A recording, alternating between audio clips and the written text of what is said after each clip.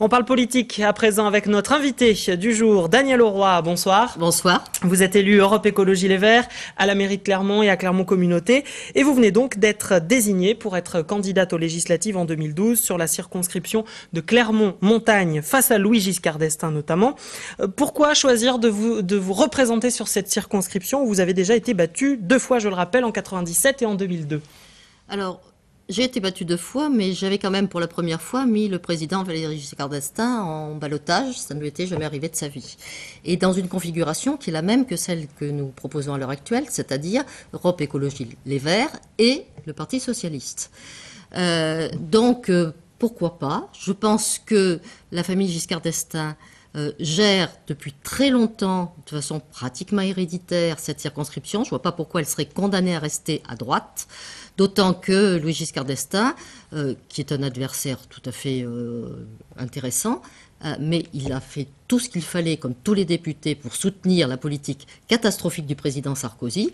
Et il me semble qu'il faut taper cette politique partout. Pourquoi ne pas avoir laissé votre place au jeune Nicolas Bonnet, qui est le secrétaire régional d'Europe Écologie Les Verts, sachant que vous représentez un parti qui ne cesse de prôner le renouvellement des générations, la jeunesse?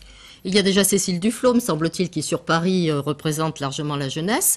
C'est une question, vous savez bien aussi, de parité, c'est-à-dire que si la circonscription avait plutôt été désignée pour un homme, eh bien c'était Nicolas Bonnet. Comme c'était plutôt une circonscription femme, c'est moi qui effectivement reprends le flambeau, si je puis dire. Il est d'évidence que peut-être aussi, face à Giscard d'Estaing, faut-il avoir un tout petit peu d'expérience. Et en particulier, j'ai le gros avantage, puisque j'ai été eurodéputée, de bien connaître aussi la politique agricole commune. Et il ne faut pas oublier qu'en 2013, il va y avoir la réforme de la PAC et que aider les agriculteurs, en particulier les gens de la montagne, parce qu'il faut revoir cette loi montagne qui date un peu, eh bien, il me semble que j'ai peut-être les moyens de le faire plus que d'autres qui ont moins suivi ces dossiers-là. Qu'en est-il du débat avec le PS? On se rappelle que donc cette circonscription fait l'objet d'un accord réservé donc à Europe Écologie Les Verts, mais ça avait valu quelques échanges d'amabilité entre vous et Jérôme Godard. Qu'en est-il aujourd'hui? Écoutez, d'amabilité, c'est Jérôme Godard qui avait attaqué Europe Écologie Les Verts, pas moi en tant qu'individu, sur son blog.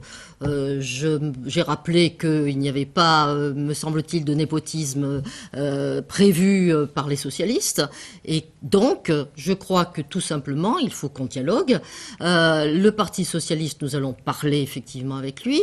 Moi, je souhaite que mon suppléant soit un socialiste. J'ai déjà été contacté par plusieurs, d'ailleurs, représentants du Parti socialiste. Je vais faire ça tout à fait, d'abord, avec les miens, bien entendu, on va en discuter. On va discuter avec le Parti socialiste et j'espère qu'il y aura un suppléant qui montrera que on voudrait que la gauche gagne, toute la gauche sous toutes ses formes, et que le seul adversaire, c'est la droite, avec Louis Giscard d'Estaing. En négociant avec le PS un certain nombre de circonscriptions, est-ce que vous n'avez pas l'impression qu'Europe Écologie Les Verts a un peu vendu son âme, surtout quand on voit la position de François Hollande sur le nucléaire? Alors, sur le nucléaire, effectivement, il y a sans doute de la part de François Hollande des choses encore à découvrir. Il faudrait peut-être qu'on l'amène à Fukushima, le monsieur Hollande. Il verrait la réalité, il verrait 2 générations, 3 générations de Japonais qui vont effectivement avoir des problèmes de santé graves, qui vont mourir plus vite que prévu. Je crois que il n'y a pas d'incompatibilité aujourd'hui entre le PS et Europe Écologie Les Verts? Il y a une difficulté qui s'appelle le nucléaire. Nous essayons, d'abord, il y a un progrès, puisqu'il a accepté de fermer quand même un paquet de centrales, dont on voit bien d'ailleurs aujourd'hui qu'elles sont toutes plus catastrophiques les unes que les autres. Il y a toute une série d'autres choses que nous avons fait passer. Par exemple, c'est quand même nous, Europe Écologie Les Verts, qui portons la principale proposition d'emploi. Avec tous les emplois verts, on a chiffré entre 600 000 et 1 million d'emplois. C'est plus que les emplois jeunes que propose François Hollande. On va sans doute marier les deux et ça fera, je l'espère, du travail pour tous les Français.